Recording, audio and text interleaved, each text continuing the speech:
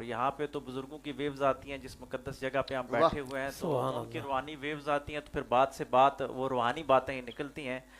فتح مکہ تاریخ اسلام کا اور تاریخ انسانی کا وہ سنہری باب ہے کہ دنیا اس کو دوبارہ رقم کرنے سے قاصر ہے اور سبحان، قیامت تک قاصر رہے بے گی. شک بے شک. اس کے ہماجتی اثرات پہ اگر دیکھا جائے تو اس پہ ملٹی ڈائمینشنل اس کے اسپیکٹ پائے جاتے ہیں کہ حضور علیہ الصلوۃ والسلام جس دن گئے مکہ سے، لیکن اس سے پہلے حضور علیہ الصلوۃ والسلام وحی آنے کے بعد جی جو پہلا کام کیا تھا وہ پہاڑ کی چوٹی پہ کھڑا ہو کے کہ اے گروہ قریش میں آپ کو بتا رہا ہوں کہ پہاڑ کے پیچھے سے قافلہ آ رہا ہے. سبحان جی اللہ. جی. یہ فتح واہ، مکہ اس وقت حضور علیہ الصلوۃ والسلام کو تو بتا دیا واہ، گیا تھا واہ، کہ واہ، آپ واہ. آؤ گے. تو سبحان یہ میرے آقا علیہ الصلوۃ والسلام کا وہ روحانی پہلو ہے کہ جو برگزیدہ لوگ ہوتے ہیں ان کا عزم و استقلال ہمیں دکھانے کے لیے ہوتا ہے، لیکن ان کو پہلے بتا دیا گیا ہوتا ہے کہ یہ ایسا ہوگا، پیٹرن آف لائف ہوتا ہے. لیکن حضور علیہ الصلوۃ والسلام پہ جو آزمائشیں آئی یہ ہم جیسے گناہگار لوگوں کے لیے کہ اگر حضور علیہ الصلوۃ والسلام کو تھالی میں رکھ کے وہ ساری چیزیں پیش کر دی جاتی تو آج میں اور آپ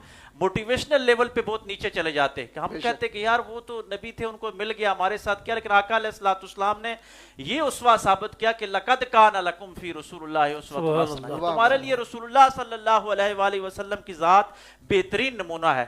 اس طرح جس طرح ہم نے چابیوں کا ذکر کیا تو آقا علیہ الصلوۃ والسلام نے بالکل ایک عام انسان کی طرح ریئیکٹ کرتے ہوئے دین اسلام کو پھیلانے کی پوری سعی کی. اب یہاں سے نکلے تو جب مکے سے جاتے ہیں تو اس وقت بھی آقا علیہ الصلوۃ والسلام کو یقین ہے، اور جب واپس آتے ہیں تو انہوں نے قرآن مجید کی جو آیت تلاوت کی اذا جاء نصر اللہ، لیکن اس سے پہلے فتح مکہ کی جو ابتدا ہے وہ انا فتحنا لک فتحا مبینا، جو صلح حدیبیہ پہ اللہ نے کہہ دیا تھا کہ بظاہر روحانی لوگ ایک قدم پیچھے ہٹتے ہیں، دنیا اس کو پیچھے ہٹنا کہہ رہی ہوتی ہے، لیکن اللہ اس کو فتح مبین کہہ رہا ہوتا ہے. یہ دنیا کا ایک دستور ہے. یہ بھی ایک روحانی پہلو نکلتا ہے کہ پیغمبر کی ذات سے جو روحانیت اخذ جن لوگوں نے کی وہ بعض اوقات ایک قدم پیچھے آتے ہیں، دنیا سمجھتی ہے یہ پیچھے آئے، لیکن اقبال نے کہا تھا پلٹنا جھپٹنا جھپٹ کر پھر پلٹنا. تو حقیقت میں جو حدیبیہ تھا وہ پلٹنا تھا، اور پھر پلٹ کے جو پھر جھپٹا گیا تو پھر دنیا نے دیکھا. لیکن اس کا جو پرامن پہلو نکلتا ہے فتح مکہ کا وہ یہ ہے کہ دنیا کی یہ واحد وہ ایونٹ ہے جس میں دنیا کے نظریات بھی تبدیل ہو گئے، دنیا کا جغرافیہ بھی تبدیل ہو گیا، اور دنیا کے جو تعلقات ہیں پورے دو بڑی امپائرز تھی ان کی بھی زوال کا وقت یہاں سے شروع ہو گیا. لیکن اس میں خون خرابہ نہیں ہوا. 25 کے قریب لوگ جو مذمت کار تھے ہر جگہ ہوتے ہیں، لیکن ان کا بھی بڑے ہی خوبصورت انداز کے ساتھ حضرت خالد بن ولید کے جو ایک ان کا ایک دستہ تھا اس نے کلا کما کیا. لیکن حضور علیہ الصلوۃ والسلام پہ میں قربان جاؤں کہ دنیا کے واحد فاتح ہیں، اور یہ مسلمانوں کا اعزاز ہے کہ آقا علیہ الصلوۃ والسلام سینہ تان کے نہیں گئے. حالانکہ یہ حق تھا، کعبہ اللہ کا گھر تھا، آدم علیہ السلام اور ابراہیم علیہ السلام نے بنایا تھا، اور حضور علیہ الصلوۃ والسلام، لیکن حضور جھک کے گئے. آقا علیہ الصلوۃ والسلام کی جو شکم مبارک ہے وہ اس اونٹنی کے جو کمر ہے اس کے اوپر لگ رہی تھی. یوں حضور علیہ الصلوۃ والسلام جائے کہ فاتح بھی بنو تو اللہ کے آگے جھکتے ہوئے جاؤ. یہ تصوف کا پیغام جو سیرت سے اخذ کیا گیا صوفیان ہے کہ یہ جھکے مٹے لوگ جو ہوتے ہیں حقیقت میں یہی فاتح ہوتے ہیں.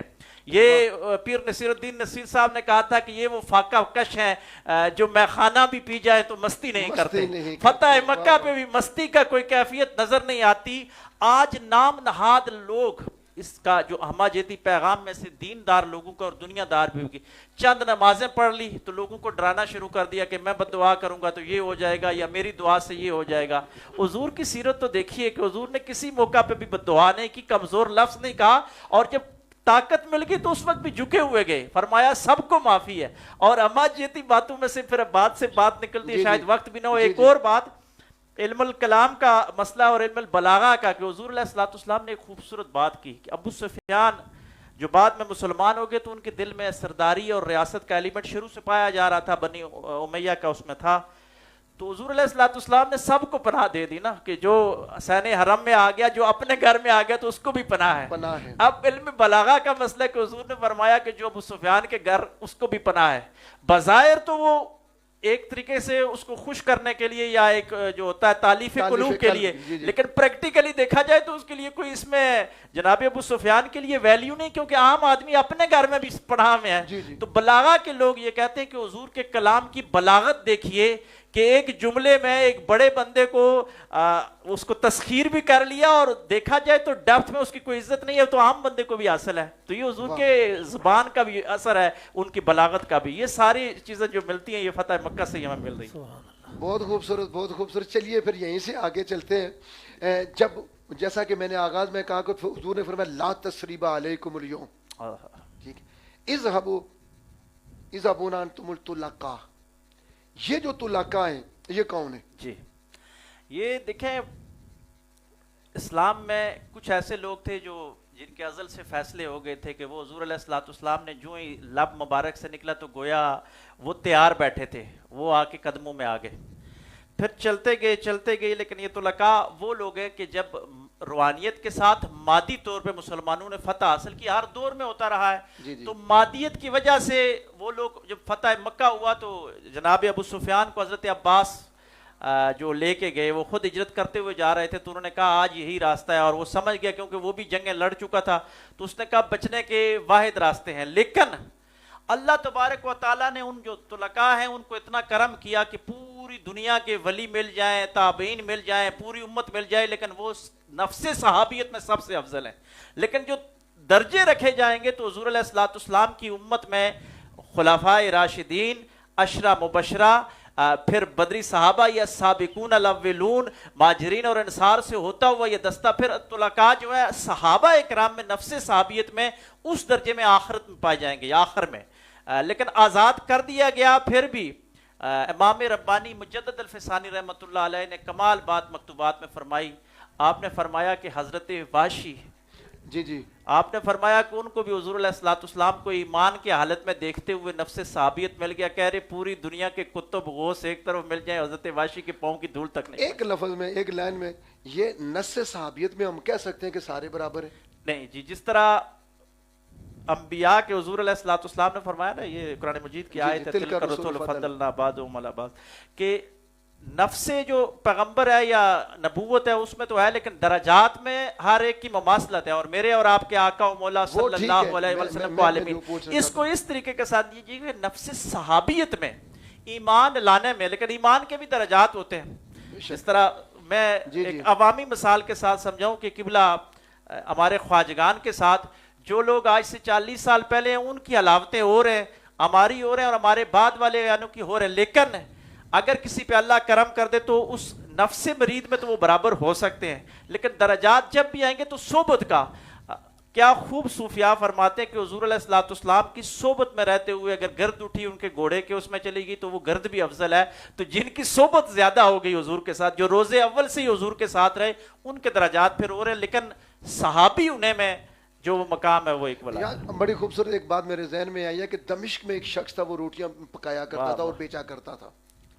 تو میں مثال دیتا ہوں کہ جو تازہ روٹی ہے وہ دے رہا ہے 1 روپے کی, جو پہلے دن کی ہے باسی ہے وہ دے رہا ہے 2 روپے کی. یہ ایک مثال ہے. کسی نے پوچھا بھائی تازہ روٹی مہنگی ہونی چاہیے اور باسی سستی؟ اس نے کہا نہیں, یہ جو باسی روٹی ہے نا اس نے حضور کا زمانہ پہلے 1 دن پہلے دیکھا, اس لیے اس کی قیمت زیادہ ہے. میں آپ کی بات سمجھ گیا ہوں بالکل. سب سے پہلے تو حضرات بدری ہیں, عشرہ مبشرہ ہیں, خلفائے راشدین ہیں, اور اس طرح سابقون الاولون, پھر انصار کا اپنا مقام. تو ہم کہہ سکتے ہیں سب سے آخر میں جب طلقاء کو ہم کسی ان پر جب فضیلت دیں گے تو پھر رولا پڑے گا.